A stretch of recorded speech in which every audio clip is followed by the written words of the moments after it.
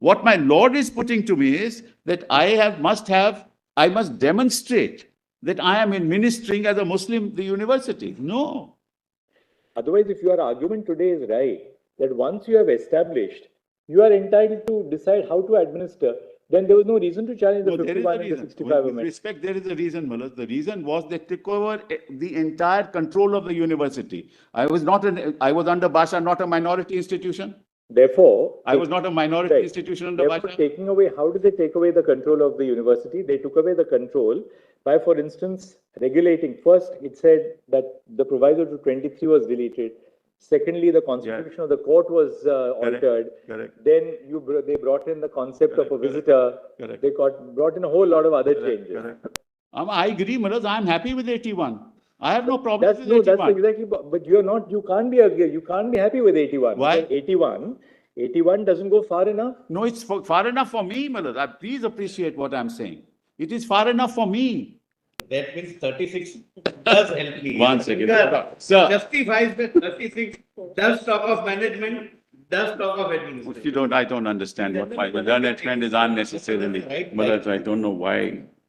Keep on. All right, yes, Mr. Sibal. Yes, we now go virtually the end of the arguments. Yes. No, it's not the end, Mullah. It happens to be just the beginning of my argument. You've got 1 hour and 15 minutes. I can't possibly finish, Mullah. We'll close today. We have another matter listed next week. Today, it's impossible to. We don't mind continuing beyond 4 o'clock, but Mr. Sibal, I have not raised any new point. I'm just trying to answer. No, but this point which you have made, that it's your right to establish, it's your right to administer.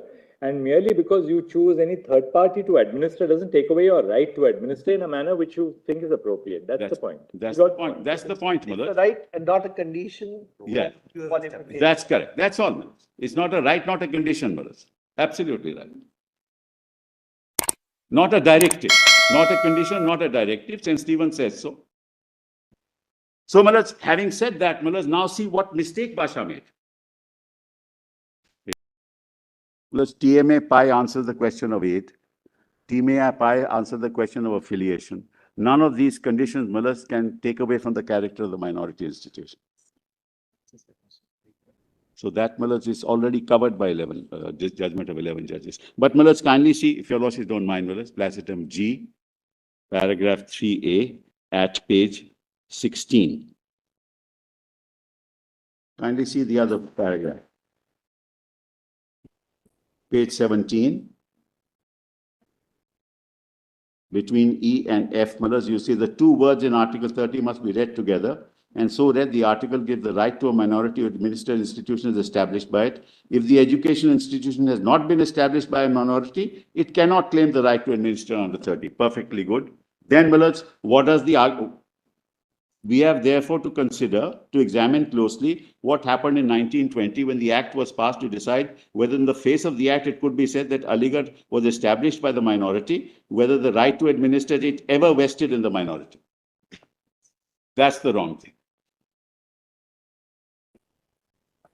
This is ultimately the conclusion. I'm sorry. At page 22, in paragraph F, nor do we think that the provisions of the Act can bear out the contention that it was a Muslim minority which was administering the Aligarh University. Well, this is wholly irrelevant. That's not the test. The issue is not whether the Muslim minority was administering the university. Already, Mullah, the Basha said, if you've established it, you have a right to administer. But then why did you challenge the 1951 and 1965 amendments? I'm sorry? Why were you mean the sense? Why was the 1951 and 1965 amendments challenged in the first place? Because it took away my right to administer. Right. Therefore, that's exactly the point. So the 1951 and 1965 amendments were challenged. I did not challenge, but somebody challenged. Right. AMU didn't challenge. Yes. It was challenged on the ground that both these amendments took away the right to administer. Yes. How did it take away the right to administer? By creating institutions for the governance of the university in which people who are not of the faith or of the confidence of the founders would be brought in. That was the essence of the challenge. Otherwise, if your argument today is right, that once you have established, you are entitled to decide how to administer, Then there was no reason to challenge the No, there is a 51 and the reason. 65 With amendment. respect, there is a reason, Malad. The reason was they took over the entire control of the university. I was under Basha, not a minority institution. Therefore, I was not a minority right. institution under Therefore, Basha. how did they take away the control of the university? They took away the control by, for instance, regulating. First, it said that the proviso to 23 was deleted. Secondly, the constitution of the court was altered. Correct. Then they brought in the concept of a visitor. Correct. They brought in a whole lot of other changes. Correct. Now, that was alleged to be, that was challenged on the ground that it takes away the right to administer. Correct. Now, if that be so, if 81 is not under challenge. No. Now, if 81 does not restore the position as it stood entirely prior to 1951, Yes. then the amendment which is not in challenge has not, though it purported to do that, it has not in fact restored the position prior to 1951. I agree, Manoj. I'm happy with 81. I have no problem with 81. That's exactly, but you can't be happy with 81. Why? Because 81 doesn't go far enough. No, it's far enough for me, Manoj. Please appreciate what I'm saying. It is far enough for me. I am 74 out of 104 in the external members. The court is restored. My voice is heard. The Old Boys Association are represented. But I'm happy with that. That is not because of the 81 amendment. It is about how the working has actually panned out. No, it's in the 81 amendment, No. Manoj. I'm sorry. It's 81, if you look at the 81 amendment, the constitution of the court, it doesn't give you 74 out of 100. It does. I'll show it to you. It does, but this is the mistake I am making, Malaj. Or I'm sorry. This is not the issue at all. As I said to you, and that ground, St. Stephen's is not a minority institution. But if you are right, Yes. that once you establish, Yes. then irrespective of whether you administer or not, it's your choice. You can leave administration to a third I didn't party. say that. Irrespective, once I establish it, if the government interferes in my right to administer, I can challenge it. That's all. Nothing more than that. If there are regulations which seek to destroy that right, I can challenge it. But that's the limited argument I'm making. I can even challenge some of the 81, but I'm happy with it. Because it continues, my character is maintained. I have no problems with it.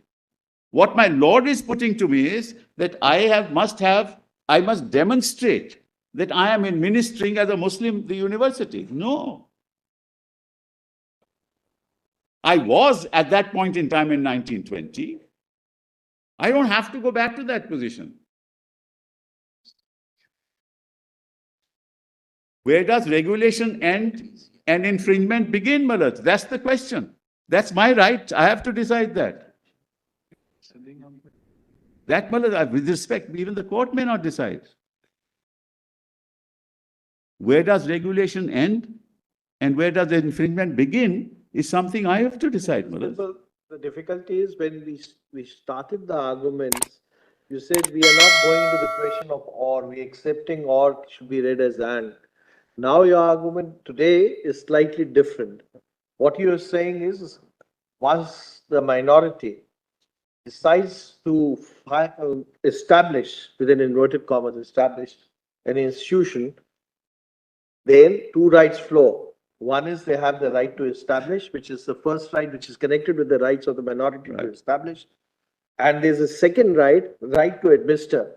Right to administer cannot be read as a condition precedent for declaration as a minority. That's right. That's what It's I've the always maintained. consequence, not the condition. Yes, I've always maintained that, Malaj. Now you raise the argument in a very different way. No, Malaj, but I have always been saying this. And the other day I said to my Lord, the Chief Justice said, that means if you give up your right, you're happy with it. I said that, Malaj, I remember that. Because now you are arguing it and should not be read as or. It cannot be read as or, Malaj. And it's a right, Malaj. There's no question of or. Malaj, it is and. You have both the rights. Yes, I have both rights. I've always said that. I've never said or, Malaj. I've never contended or. It's a right. It's a right to establish and a right to administer. Now, my right, when somebody infringes my right, whether it's the university or the government, I can challenge it.